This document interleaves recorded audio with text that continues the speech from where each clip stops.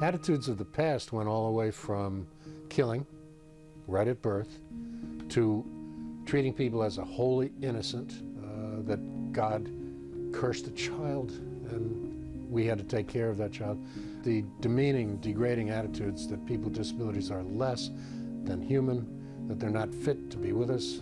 Attitudes were that people needed to be kept away from society at large, and the further away, the better. There was a lot of words that people used.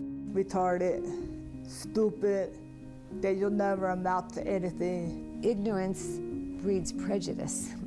And so there were old myths that still hang around, that people are dangerous, that they'll sexually assault somebody in the community. My best buddy, if you will, as a kid was my cousin Carrie, who had Down syndrome.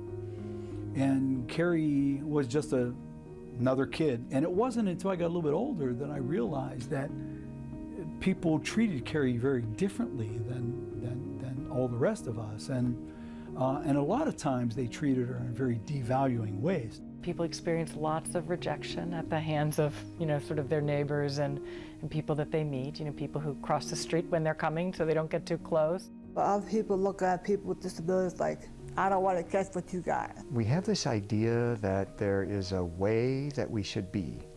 And if you're that way, then you get to be. And if you're not, then we've got to fix you. Feel like I'm not accepted into this world. I feel like that all the time. I became a person with disability at age 15, playing high school football. Immediately, I realized that my life would be different. Elise was born on October 1st, 1985, and her father and I didn't want the disability label to be the core component of her, and parents don't. Oppression is invisible to many people. You don't see all the discrimination and the oppression that goes right along beside me. You just don't see it. And the reason you don't see it is you become used to it. Just like the people in the Deep South who discriminated against Black America. It became a way of life. The democracy is a great experiment. It's a lifelong, eternal effort for us as a people to be kind to each other, to bring out the best in each other, to help each other, to make a society where everybody belongs and everybody's welcome. And as you can tell from the news we watch every day, it's an incomplete project that we're all working on. Let the shameful wall of exclusion finally come tumbling down. God bless you all. We learned a lot from the disability rights movement, learned a lot from the civil rights movement, the women's movement. We saw how a group of people who were experiencing the basic civil rights being violated, how they came together. The Me Too movement, the immigration fairness movement, they inspire me. They give me hope that people are thinking about other people. And right now, we're just challenged with finding ways to fully include and live to the dream of all people are created equal. We are out there pushing the rights of people with disabilities. We are pushing for social inclusion. We are pushing for being treated with respect. This is truly one of the great civil rights movements that no one knows about. And now we have to make sure that people with intellectual disability don't get left out of, all of that pathway that got formed. But I think we've got to work with and build bridges with the community. The truth is, people learn to be with people who are different by being with them. They don't learn by being told that they should be with them, or they ought to be with them, or they ought to volunteer. They learn by being classmates, roommates, committee mates, by being together. And still we have groups of people with disability that people say, well, it's okay for them, they really need it. And I think that's much more an expression of deep unconscious devaluation. And in some ways, that's why people with disability have been, the last and the least to get paid attention to. And I think our movement is far from over.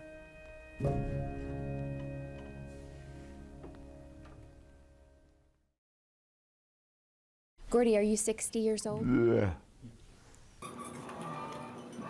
Do you remember coming here when you were a boy? Yeah.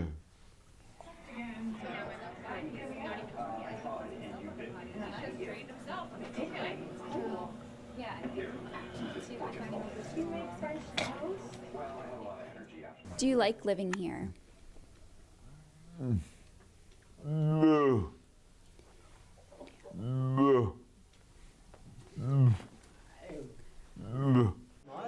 Is this the life that you'd like to live here at Hamburg?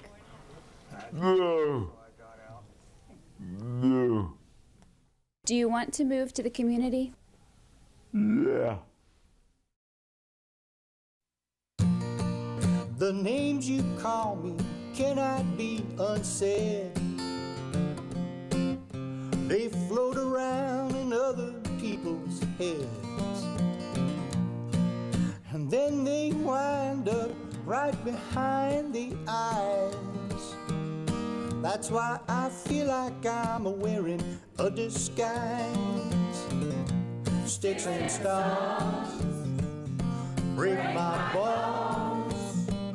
Sticks and stones break my bones. You put a fence around what I could be, 'cause the name you call me isn't really me.